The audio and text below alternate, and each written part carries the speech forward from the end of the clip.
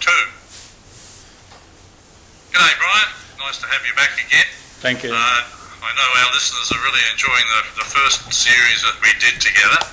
So, what are we going to talk about today?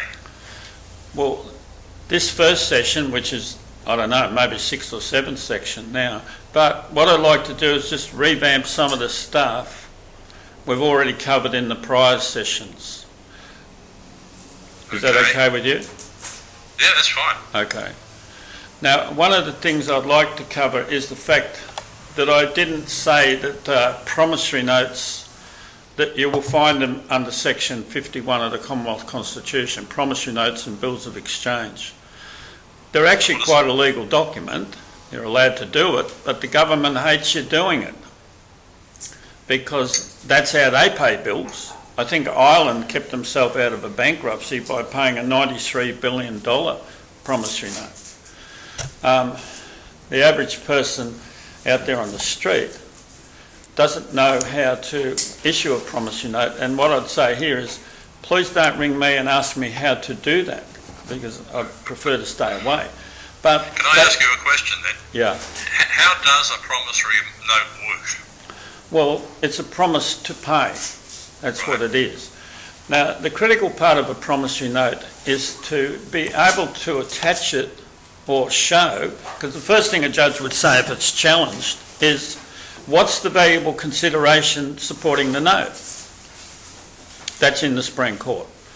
Because if your note is challenged, i.e. we're not accepting your note, the challenge has to be in the Supreme Court of whichever state that is in. Now, generally the first thing a judge would say is, what is the valuable consideration supporting your note? At that point, they should have had their QSIT number found, got someone to find it, or alternatively, if they're in any litigation whatsoever, issue a notice to produce your QSIT number. Okay, now, what's a QSIT number? That's a good question, because when they started what you call trading our birth certificates, which is part of the collateral to the war debt, all via the United States of America, when they started what you call putting the birth certificates into that collateral, obviously someone at the other end says, well, if we've got all their birth certificates in the collateral, we might as well start trading them because they don't even know we got them. So they started trading them. So when it arrives, and in this case Fidelity Investments at Boston, when it arrives there, it's only your birth certificate number that's on your certificate when you were born. But over there, then they convert it to a 9-digit number. It's called a QSIT number. That will identify you wherever that number is on whatever. It will show them who you are. But how do we get that? That's exceptionally difficult. But as I said to people, if you're in a bank matter, ask them, just issue a notice to produce. It's part of the document you require before the bank could foreclose on you. For instance, you may say, or a person may say, the bank says I owe them $600,000. The problem is your QSIT number will have an amount in excess of that. And once you've got the QSIT number before the court, they actually then have to admit the amount of money that is on that QSIT number. And it will be way in excess of anything the bank is claiming.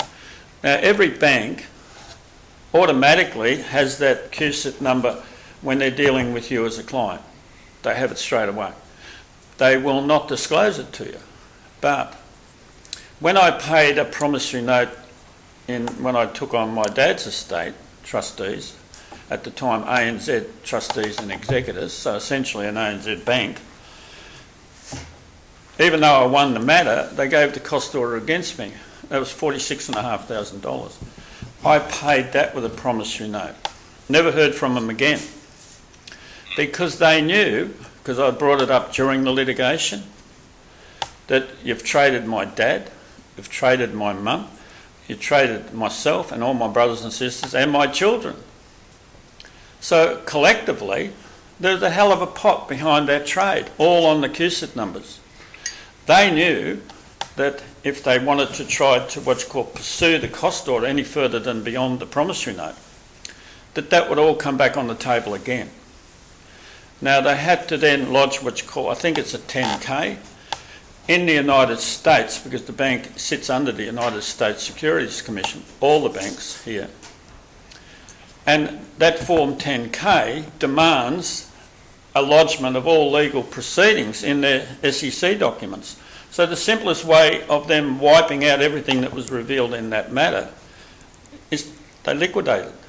So essentially, that matter decked the ANZ trustees. They still exist, they just sent all the files over the road to equity trustees. So they played a game of moving around.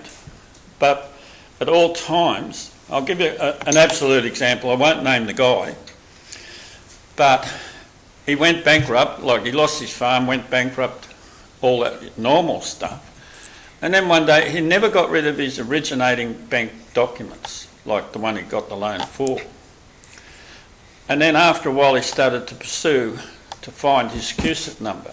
He found a number of them. There's not just one, there's usually about 10 or 12 per individual. It's your whole trading life. But he found most of his. And when he showed me his original bank documents, the ones that says, well, this is what you owe us, his CUSIP number was stamped on his originating bank documents. And I said to him when I saw it, I said, well, all you have to do is go back to the Victorian Supreme Court, issue a new writ for fraud, and that would open up this big time. You can prove they had your on their originating documents, they got your CUSIP number. Now let's do it hypothetically. Let's say he owed $600,000. But because he found all what's called collectively a number of CUSIP numbers, then it's just a matter of the bank disclosing how much is attached to each one. And I won't even bother to tell you the figure that he could find and see, because you wouldn't believe it. So we're actually worth a lot more than our chemical worth. Well, I will tell you that figure, and I'm talking collectively. He'd found about 10 or 12 CUSIP numbers. Collectively, they were in excess of $100 million. And let's say he owed that's 600 grand or whatever is what got him chucked off his farm. And if people understood, if you can't find it, get someone who knows what they're talking about and subpoena them. Or alternatively, subpoena the CEO of the bank and say, what is my CUSIP number and why is it on your documents and how much is it? Because they'd say, well, that's ours. We claimed it and used it as collateral. But the problem is, it's got your name on it.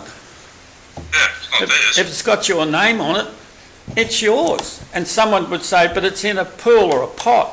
I said, well, claim the whole damn pool and the pot. Let them argue the toss as to who gets what. You're going to court on behalf of everyone in the pot. But the problem is, the pot shouldn't exist. Because if they traded your name and kept the trade, that's not only identity theft, it's a hell of a lot rolls out underneath that. And the average person, I'm saying that quite specifically, because I don't want them ringing me and saying, well, how do I get my CUSIP number? They've got to find people that can do that. And the American side has blocked all that big time now because they had an avalanche of it a few years back. But they exist. And unfortunately, they're trading it. So the CUSIP number is what permits it. At the moment it's got a CUSIP number, it's a negotiable instrument. At that point, they're trading it as bonds and then on 21 stock exchanges throughout the world. I'm traded on 21 stock exchanges without my knowledge or consent. So if I go to the bank and ask for a loan, the loan contract, which I assume both sides would sign, would have this number on it? No, because they don't disclose it to you. They know what it is, but they won't give you that piece of paper that shows it on it. Now, only when my mate basically subpoenaed it into the litigation did they have to bring, it'll be on the originating document, but not on any duplicate or copy. He was able to get it on his because he's a little bit smarter than the average cocky.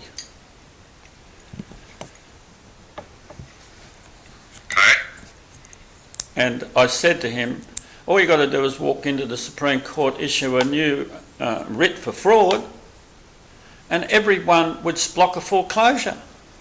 It would block a foreclosure because they say, you've already got plenty on my QSIT number. And in fact, that's probably what you got lent. Your own money on your QSIT number is what they lent you. How's that for an accusation? They're sneaky, aren't they? Oh, they're crooks. They're crooks because they get good at it. And nobody takes them on. Now, with the Queen removed, it's open to take every one of them on. Now, you don't have to take on the bank, or a bank. You only have to take on the CEO, and you've got the lot. Yeah. So subpoena the CEO, and then just put the CEO in the witness box and says, what's all this QSIT number stuff?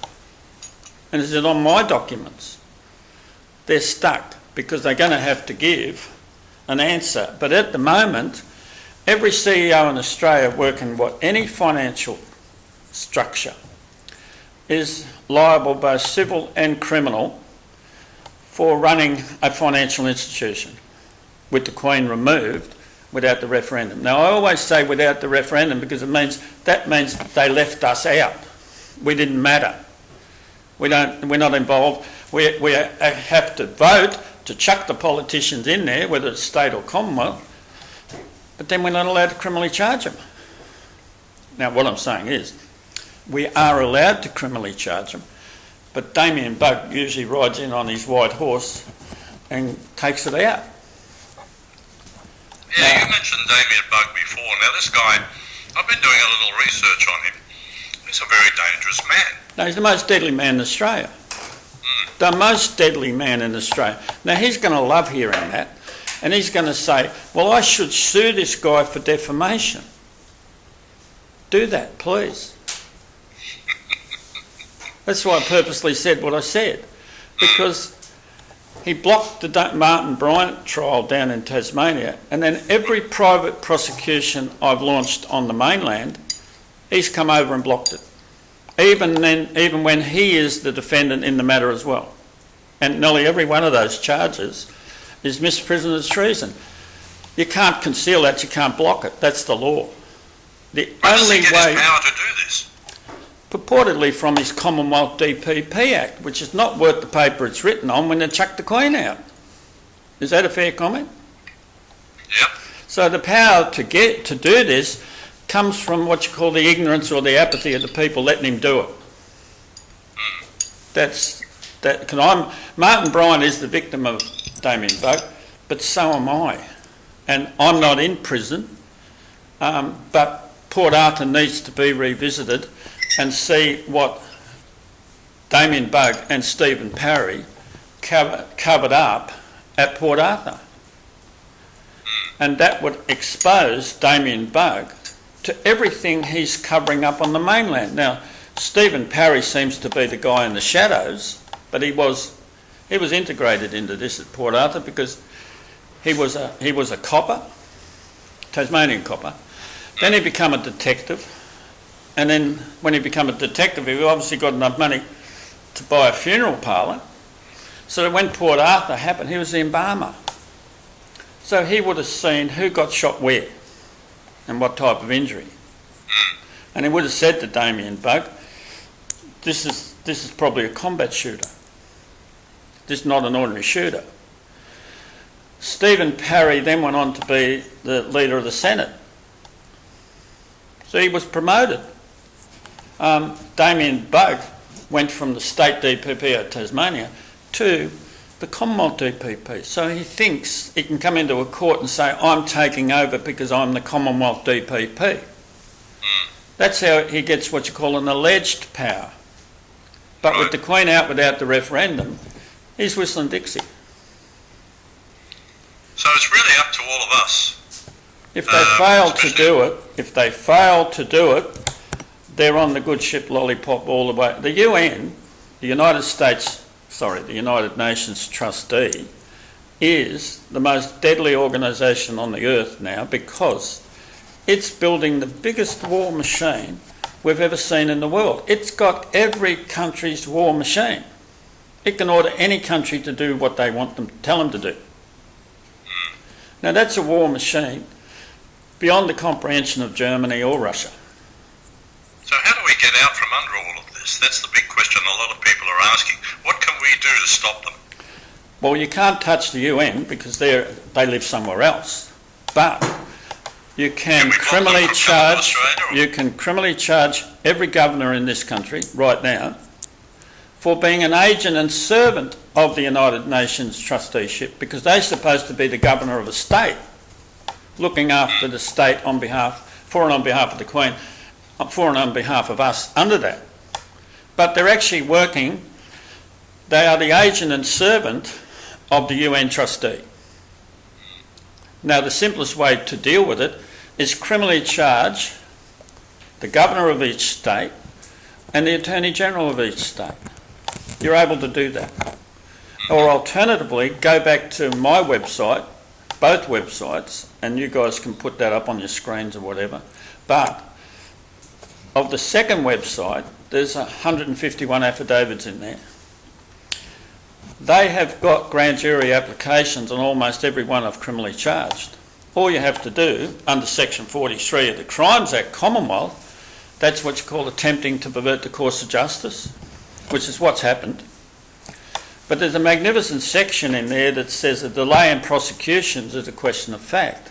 Anyone in litigation, whether it be criminal or civil, can say it's a question of fact, not a question of law. Question of law means it goes to the judiciary. But here comes their problem. Every judicial officer in this country is supposed to, when the issue of any constitutional point comes in, they're automatically under a Chapter 3 court. Now I'm going to hold up the Constitution, which is, that's the Commonwealth Constitution. Chapter 3 of this... Just one moment there for our listeners. Brian held up a copy of the Constitution. We're also recording this for video. Correct. Now, when we're talking about Chapter 3 court, it's Chapter 3 of the Commonwealth Constitution. Now, there's sort of 9 sections in there. It goes from Section 71 to Section 80. Now, Section 71 states, and just bear with me for a minute while I get it. This is what 71 says. The judicial power of the Commonwealth shall be vested. Now, the word vested is absolutely critical here. In a federal Supreme Court to be called the High Court of Australia, and in such other federal courts as the Parliament creates, and in such other courts as it invests with federal jurisdiction. The High Court shall consist of a Chief Justice and so many other justices. Now, that's the beginning of Chapter 3. At Section 80 of the same chapter is the right for trial by jury on indictment. Now, this is the one that Jamie and Bug is blocking. So all the judges and magistrates, the moment a constitutional point comes in, they must be sitting as a Chapter 3 court. What does that mean? That means they have to be in conformity to all the sections in Chapter 3 of the Commonwealth Constitution. Now, here comes their problem, immediate problem. That can't be when they chuck the Queen out. That cannot be a Chapter 3 court. Yeah. Is that a problem for them or for us? I'd say for both of the sides, because we can't get justice and they are breaking the law. In fact, they're committing treason. And that's the point that I'm making relative to the criminal charges. Now, they're trying to wave me out here, but I'm going to keep going because I need to make the point in this session. Any time in any court, magistrate or judge, any time a constitutional point is brought in, that court's in federal jurisdiction. I say they're not, but they are. Now here comes the question, and it's a question of fact, not a question of law. Now the difference is a question of law goes to the judiciary. Why would you give it to the judiciary when the judiciary is not functioning legally? So it becomes a question of fact. And Section 43 of the Crimes Act 1914 lets you in on a question of fact. A delay in prosecutions is a question of fact. Now I'm going to reach across here and pick up one of my other documents, which is the front page of a document I put together a long time ago. Can you see that, Mick? Yes, I can. Okay, Constitution and the law of treason. Correct. Now I'll hold it to the side here, because my little buddy with his camera will probably zero in on that. Now, that's on my website, been there for a long time, because this is a document I did in 2010. My point is this. If Julia Gillard broke the law and was presented to the courts on the 29th of January 2007, why was she not prosecuted? Who stopped that prosecution? I'm betting it would be Damien Bugg. Absolutely. Because on the 15th of December 2006, I had 28 defendants before the Melbourne Magistrates Court. The Chief Magistrate was Ian Gray. On the 29th of January 2007, only a 6 weeks period, I had another 12. So in that 6, I had 40. Damien Bugg was the defendant in both dates. And he literally came in to take over for and on behalf of 40 defendants who didn't appear in the courtroom. That's how they've got us, almost at the culmination of being in total control of the United Nations trustee. If the Aussies want to go down that road, that's their choice. But it was all hatched in Yalta in 1945 in a communist country. So it's not going to play the game. It's going to play the game that the communists know. Now, in Australia, the two biggest agents for that communist structure was Bob Hawke and Julia Gillard. Now, if the people want to listen to the absolute rubbish, rather than actually what you call step back a bit and think, they'll find that they're being run by a cabal of criminals. Now, I'm quite happy to say that, because I've already charged them. I've been saying it for ages. But now, there's a difference between a cabal of criminals and a coven of criminals. I'll tell you what the difference is. One is will play the legal game or the election game and still con everybody. But the other one is spiritually trained, ritualistically trained. They work both. Yeah. Now, they're trying